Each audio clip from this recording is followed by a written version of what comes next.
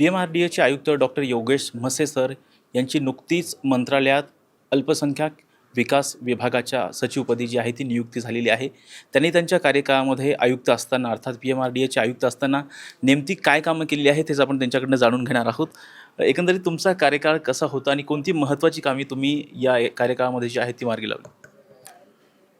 मागच्या पावणे 2 वर्षामध्ये खूप मोठं काम PMRDAमध्ये झालं आहे आणि निश्चितच ते काम करत असताना म्हणजे पुण्यातले नागरिक, सर्व लोकप्रतिनिधी, त्याचबरोबर सर्व पत्रकार बंधू यांचं मला सहकार्य लाभलं आहे. हे मी माझ्या स्तरावरती करायचं म्हटलं तर एकट्याला शक्य नव्हतं. माननीय मुख्यमंत्री महोदय, माननीय उपमुख्यमंत्री महोदय त्यांचंही हे काम करताना फार मोठं पाठबळ लाभलं आहे. आता उल्लेखनीय अशी कामं जर म्हणाल तर PDRF नावाचं एक फोर्स किंवा एक दल, पुणे डिझास्टर रिस्पॉन्स फोर्स, तो आम्ही PMRDAमध्ये स्थापन केला आहे. 90 लोक त्याच्यामध्ये प्रशिक्षित आहेत आणि आपत्ती काळामध्ये ते धावून जाणारं असं एक दल PMRDAने केलं आहे. मला असं वाटतं की सगळ्यात मोठं काम ते झालं आहे. रस्त्यांचं जवळपास 600 किलोमीटरचं जाळं म्हणजे विकसित करण्यासाठी काम सुरू केलं. त्यातले 250 किलोमीटरचे काँक्रीटच्या रस्त्याचे टेंडर जे आहेत ते काढून प्रत्यक्ष कामाला सुरुवात केली आहे. याच्याचबरोबर म्हणजे उल्लेख करता येईल असं पुणे आणि पिंपरी चिंचवड शहरासाठी टनेलची फिजिबिलिटी करणं, म्हणजे मोठा टनेल विकसित करून त्याची फिजिबिलिटी ठरवणं, ते एक उल्लेखनीय काम आहे. रिंग रोडच्या आणि इतर मोठे जे प्रकल्प आहेत तर त्या कामांच्या भूसंपादनाचं एक मोठं काम सुरू केलं आणि ते एका विशिष्ट टप्प्यावरती पोचलं आहे. त्याच्याशिवाय पुणे आणि पिंपरी चिंचवड शहरासाठी अत्यंत महत्त्वाचे 2 प्रकल्प आहेत. एक म्हणजे या 3 नद्या ज्या आहेत म्हणजे मुळा, मुठा, पवना आणि इंद्रायणी, तर त्या नद्यांचं प्रदूषण नियंत्रित करणे. 2 नद्यांचे टेंडर्स फ्लोट झाले. तिसरी मुळा, मुठा नदी जी आहे त्याचं टेंडर नजीकच्या भविष्यामध्ये फ्लोट होतं आहे.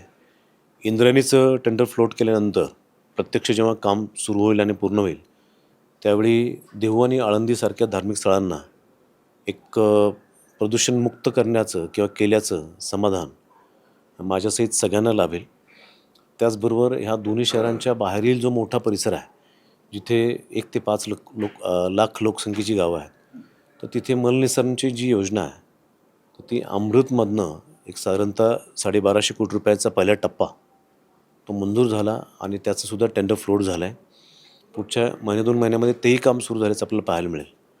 तर ही जी काही कामं आहेत म्हणजे पर्यावरण, प्रदूषण, रस्ते, त्याच्यानंतर हिंजवडी आणि तुमचं चाकणचं डिकंजेशन, तर त्याच्यासाठी अतिक्रमणं काढणं, नवीन रस्ते विकसित करणं, जागा ताब्यात घेणं, तर हेही काम खूप समाधान देऊन गेले. आणि एकूणच जे जंक्शन्स आहेत म्हणजे रोडचे ज्याच्यानं कंजेशन होतं तर त्याचंही काम हाती घेता आलं.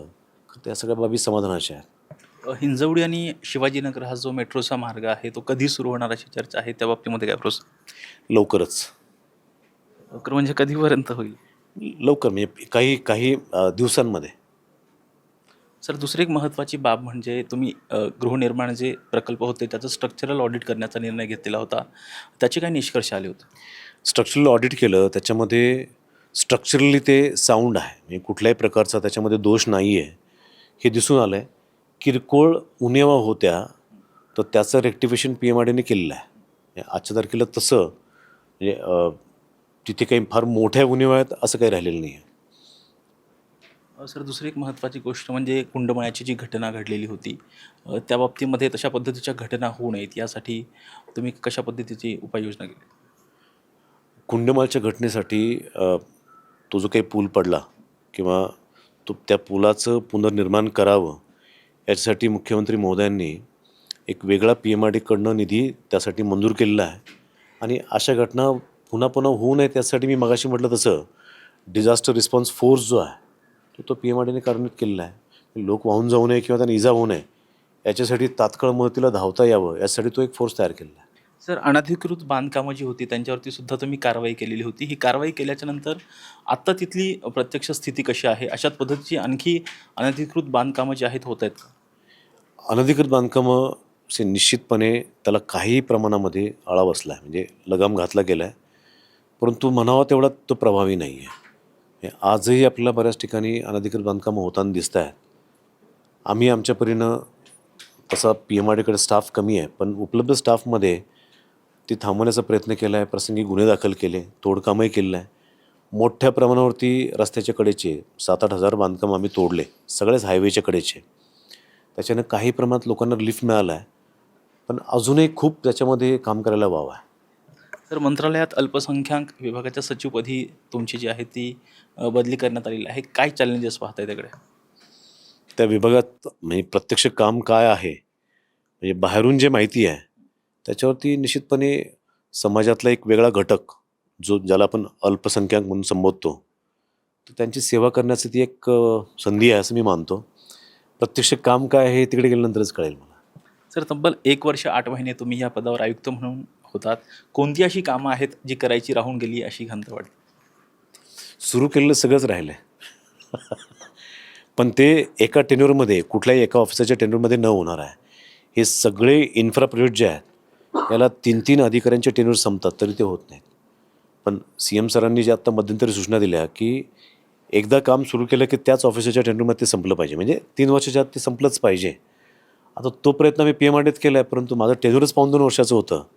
त्याच्यामुळं बऱ्याचशा सुरू केलेल्या गोष्टी ज्या आहेत तर त्या माझे जे उत्तराधिकारी आहेत हे अतिशय चांगले अधिकारी आहेत, तर ते पूर्ण करतील याची मला खात्री आहे. अर्थात हे होते PMRDचे आयुक्त डॉक्टर योगेश म्हसे सर. त्यांची जी नियुक्ती आहे मंत्रालयामध्ये अल्पसंख्याक विभागाच्या सचिवपदी जी आहे ती करण्यात आलेली आहे. व्हिडिओ जर्नलिस्ट शिवाजी साळुंकेसह राजरत्न जोंधळे, टॉप न्यूज मराठी, पुणे.